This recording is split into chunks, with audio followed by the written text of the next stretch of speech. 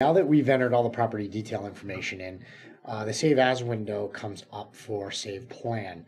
What we're talking about here is an actual floor plan associated with that property. And Icovia lets you create multiple floor plans for a property. So this is our first floor, and we're just going to call it first floor. And that saves it up in here, and you'll see that the name changes to first floor. And now we can begin drawing. So in order to start drawing a plan, you can just grab your wall tool and you can start adding walls and start creating floor plans. That's certainly one way to do it, but it's a little bit more difficult than importing a JPEG and tracing over it, which is something that Icovia lets you do very nicely. So I'm going to quickly delete all of these, and I'm going to import a file and show you an easier way. If you come up to the File menu, click on Import File. It'll ask you for the URL of any floor plan image, like a JPEG or a GIF that you might have online. I'm not going to switch browser windows. I'm going to take you to a site we use called Flickr. You can go to flickr.com and register for a free account. And we've obtained the floor plan of this home, and we've converted to a JPEG and put it up on the Flickr site. I'm now going to go into this image, and I'm going to copy the image address, and I'm going to return to Icovia, and I'm going to paste that URL in that we just copied out. One thing you want to note is sometimes the URLs of images will put some artifact information behind the file name. So most of the images will end in .jpeg like you see here, or .gif, GIF.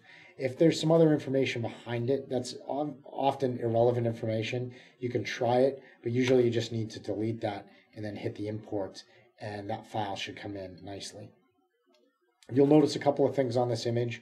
One, I can drag and move it. It's called an imported file, but it's also a little bit gray and transparent so that it's easy to see what you're drawing on top of it. And then there's some handles that affect this plan. An X that allows you to delete that imported file. I can also resize it. I could rotate it if I wanted to, and I can also lock it, and I'll show you some of that in a minute. There's also sizing information on here. Just disregard that. That information isn't pertinent to the actual size of the file. So now that you have that, the first thing you want to do is you actually want to get this image to the right size so that the dimensions match. And I'm going to click on my magnifying glass and zoom in by clicking and dragging. And it's hard to see here, but you can tell that this is 11 feet and some inches by 15 feet. And I know that this is a 15-foot dimension here. So I'm going to click on my tape measure, and I'm going to drag out a piece of tape here that is 15 feet long. I'm running out of space, so I'm going to come over here and scroll down a little bit. And I'm going to stretch this out until it's exactly 15 feet. Okay, I now know that that represents 15 feet, and all I need to do now is I need to stretch this image so that this distance matches the 15-foot tape that we drew. So I'm going to zoom back out by hitting Fit. I'm going to grab this file and kind of center it, and I'm going to stretch it out until the width of that wall, and I'm going to fit again to give me some more room still, until we're just about the same. And I can click and drag this around and say, okay, that looks to be just about 15 feet. I'm going to lock it down so that I can't accidentally move it. I'm going to zoom in to make sure I got the right size there. That looks good. I'm going to get rid of my dimension now that I know we're locked in correctly. I'm going to fit this. And one other thing you can do is if you're going to be drawing this plan across a couple of different sessions, it's good to write down these dimensions you see over here. These are the dimensions of this imported file, 770 by 445.06. That's handy because if you have to come back and re-import this image later on, you don't need to resize it. You can just type those images in and it'll resize to the right dimensions. So now that I have this in here, I can start adding the elements of the room. And I prefer to start with walls. So I'm going to do one thing. I'm going to select my wall tool, and I see that the outside walls here are a little thicker than the inside walls. So I'm going to do something here of changing my wall thickness default to be a little bit thicker. So I'm going to go 9. And I'm going to start drawing walls just by pointing and clicking.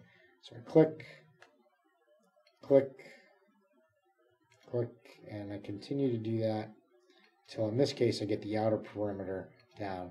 Now you can try to be very precise from here if you want, or you can just rough it in and then zoom in later and very easily move all your walls around until it's as precise as you want it to be. I recommend that you use it more as a visual guide. Okay, so that looks pretty good. I like the way that looks. Everything looks nice and clean. Now I want to do the inside walls. And notice that the inside walls on this particular floor plan are a little thinner. So I'm going to come back to my wall thickness default. I'm going to drop that down to maybe a 4. And I'm going to come in here. I'm going to grab the wall tool. And I'm going to just rough in a number of these walls. I won't do the whole plan in front of you here. Shouldn't take too long, but I don't want to bore you with the details of every single wall. And notice I'm drawing right over openings.